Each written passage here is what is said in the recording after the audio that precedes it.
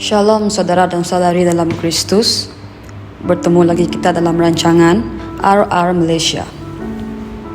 Hari ini topik kita adalah penggantian yang lama dengan yang baru.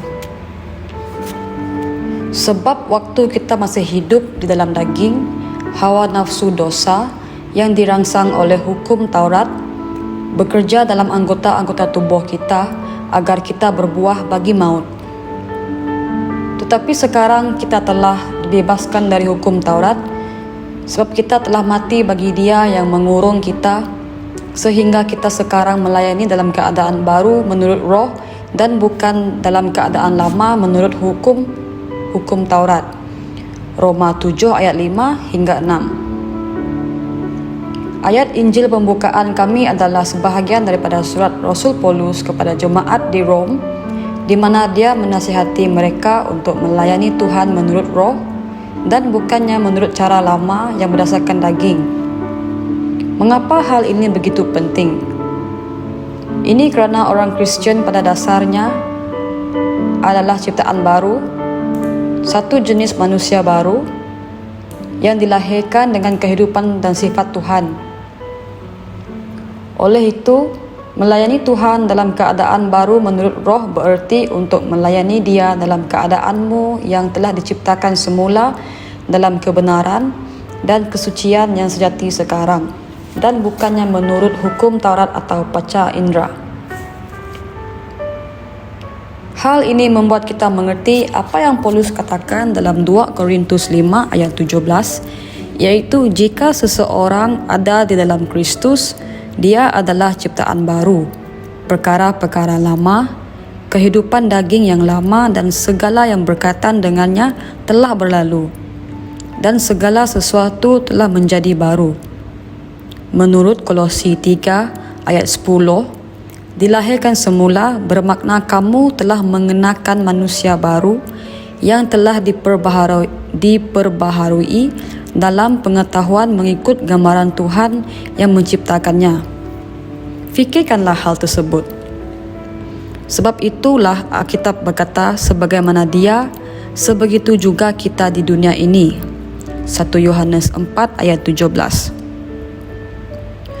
Roma 6 ayat 6 berkata, kerana kita tahu bahawa manusia lama kita telah turut disalibkan, supaya tubuh dosa kita hilang kuasanya, agar kita tidak menghambakan diri lagi kepada dosa.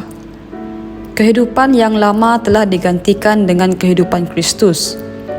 Ia bukan sekadar perubahan biasa yang berlaku dalam dirimu apabila kamu dilahirkan semula. Ia merupakan suatu pemindahan, suatu penggantian yang lama dengan yang baru. Ia merupakan sejenis kehidupan yang baru. Kehidupan yang baru ini mengatasi dunia ini. Ia tidak boleh dicemari oleh pengaruh duniawi yang merosakkan itu. Roma 6 ayat 4 berkata, dengan demikian kita telah dikuburkan bersama-sama dengan Dia oleh baptisan dalam kematian, supaya sama seperti Kristus yang telah dibangkitkan dari kematian oleh kemuliaan Bapa, demikian juga kita akan hidup dalam hidup yang baru. Ungkapan hidup yang baru bermaksud bahawa kehidupan yang lama telah digantikan sepenuhnya.